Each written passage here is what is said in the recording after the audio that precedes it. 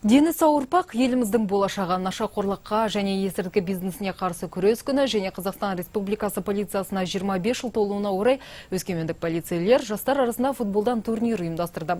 Адам санасын улайтын қоғамдық дертке қарсы наразылық акциясына өңірдің белсенді жастары мен тәртіп сақшылары атсалысты. Нашақорлық пен есірткінің заңсыз айналымына қарсы халықаралық күрес күні 1987 жылдан аталып өтіледі.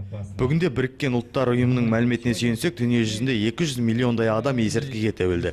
Ал өскемендік жастар өздерінің нашақорлыққа қарсы екендіктерін акция барысында айтты.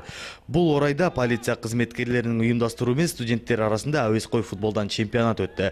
Ғаламдық мәселеге айналып, сананы улайтын бұндай дертпен халық болып күресіп, жастарды спортқа баулу керекпіз, дейді Серік Сперов. Сегодня в рамках месячника мы сегодня проводим. Біз нашақорлыққа қарсы акциясын өткізіп жатырмыз. Жылда 26 маусым күні біз аталмыш шараны ұйымдастыратынбыз. Бүгін әуесқой және көше командаларының арасында мини-футболдан турнир өткізудеміз.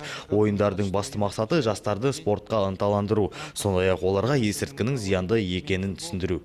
Мини-футбол, где выступают дворовые команды, а также любительские команды. Жарыс алаңында 8 команда өнер көрсетті. Қаланың әр түкпірінен жиналған ойыншылардың айтуынша, бұл акция жастарға берері көп.